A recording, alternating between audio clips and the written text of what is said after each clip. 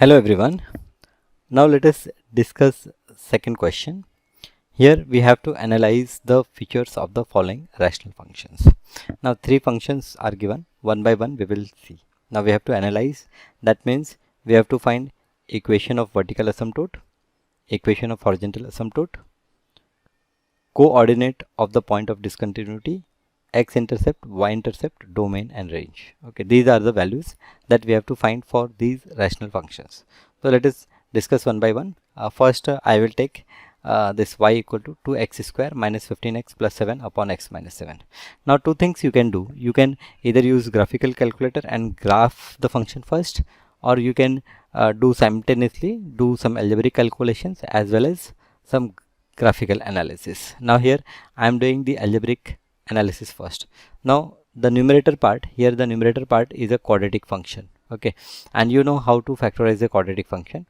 For that I use the product of a and c. A means the coefficient of x square and c is the constant term, and I find two factors for this, so that their sum is going to be the coefficient of x. The coefficient of x, here the coefficient of x is minus 15 and product of 2 and 7 is 14. So here as you can see that I split this 14 into factor minus 14 and minus 1, so that if I take its product I will get 14, and if I add I will get minus 15. So therefore this numerator 2x square minus 15x plus 7, if I factorize, okay, this is factorization. First I split this minus 15 as minus 14x minus x, and then I took 2x common from first two factors, I get x minus 7, and then I took minus 1 common from this minus x plus 7, and this is what I got finally, x minus 7 into 2x minus 1.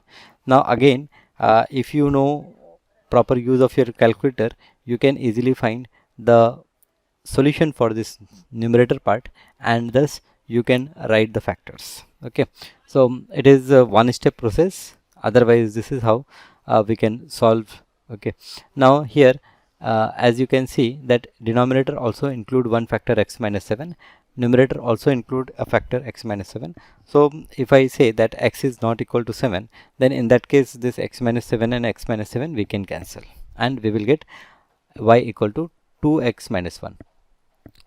Now whenever there is a common factor in numerator and denominator, okay, so there we get a point of discontinuity. Now as here what we say that x is not equal to minus 7. So one thing is clear, that x cannot take value minus 7, right?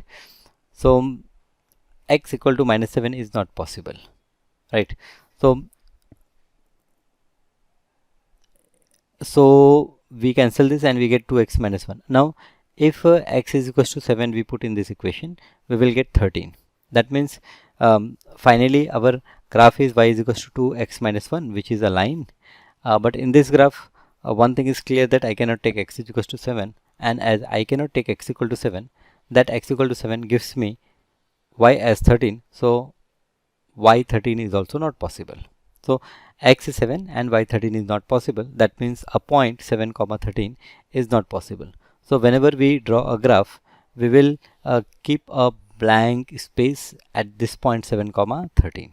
Okay, now horizontal asymptote and vertical asymptote. Now as you can see that this is a line. Okay, this is a line, a straight line.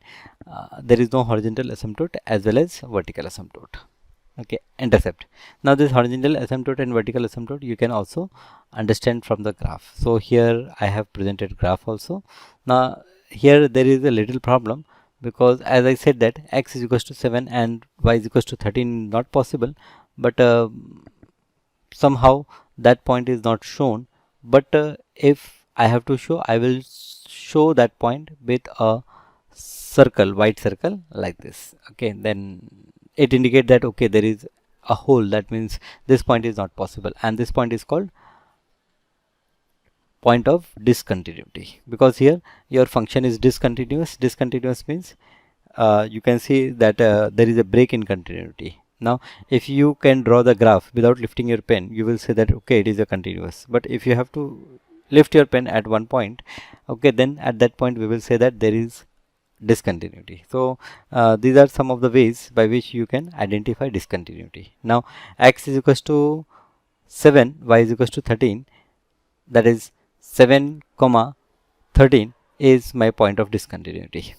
Horizontal asymptote, vertical asymptote, yes, there is no horizontal or vertical line above which this graph is going to parallel. So no horizontal, no vertical asymptote. Now from the graph I can see that this graph touches x-axis and y-axis. Okay, so at what point it touches x-axis, at what point it touches y-axis? For that, for x-intercept I put y equal to 0. So if I put y equal to 0, I will get the x-intercept, which is 1 by 2. Okay, and similarly if I put x equal to 0, I will get the y-intercept. So here I got x-intercept as half, or I can say that half comma 0, and I get y-intercept as 0 comma minus 1. Okay, so this horizontal and vertical intercept also I find out. Now finally domain and range. Now from this graph you can see that the graph can take any value for x except x is equals to 7, and similarly the graph can take all values along y-axis except at 13. So my domain is all x except x is equals to minus 7, and my range is all y except y is equals to 13. So this is my domain and range. So this is our analysis. This is our analysis for this first curve, which is 2x square minus 15x plus 7 upon x minus 7. Similarly, I can do for this gx is equals to x square minus 4x minus 5 divided by x plus 5. So let us do this problem also. Okay, quickly let us do this problem. Now again here what we do, we first factorize the numerator, or you can use your calculator and do that. Now after factorization, this is what I got: y is equals to x plus 1 into x minus 5 divided by x plus 5. Now here you can see that there is no factor common in numerator and denominator, so the question of point of discontinuity gone. There is no point of discontinuity. Okay, now I will focus on to find whether there is any horizontal asymptote or vertical asymptote. Now for that first I will see the denominator. Denominator is x plus 5, so that means x equal to minus 5. This value is not possible, because when this will become 0, denominator becomes 0, y will become infinity. So x equal to minus 5, this is going to be my vertical asymptote. X is equals to minus 5. So from denominator you can see that we will get the vertical asymptote. Now as far as horizontal asymptote, there is no horizontal asymptote. There is no horizontal asymptote means there is no horizontal line above which this graph is going to be parallel. So graph is going to be parallel means what happens when x is infinity? That situation we wanted to analyze, but that situation is not possible at all. You can see from this curve also that that value is not possible. So equation for horizontal asymptote is none. Okay, point of discontinuity none. Now let us discuss intercepts. So first for x intercept we will put y0. So as I put y0, I get this equation, and this suggests me that either x plus 1 is 0 or x minus 5 is 0. When I say that x plus 1 is 0, it means x is equals to minus 1. When I say that x minus 5 is 0, it suggests that x is equals to 5. So x is equals to minus 1 or x is equals to 5 is my x intercept. I will not say or here. X is equals to minus 1 and x is equals to 5 is my x intercept. Okay, there curve cut the x-axis. Similarly for y-intercept, I put x is equals to 0, and as I put x is equals to 0, I get y is equals to minus 1. You can see this calculation. So 0 comma minus 1 is again my y-intercept. So from graph, have I done the graph? Okay, from this graph I can find out x-intercept and y-intercept. So x-intercept, x-axis is cut at 5 comma 0, so 5 is my x-intercept. Then x-axis is cut at this point, okay, where y is 0, so minus 1 is my x-intercept, and this y-axis is cut at point, there is a point called y-axis where it is cut. I think this 0 comma minus 1 is that point. Okay, so x is 0 and y is minus 1, so y is equals to minus 1. That is my y-intercept. Okay,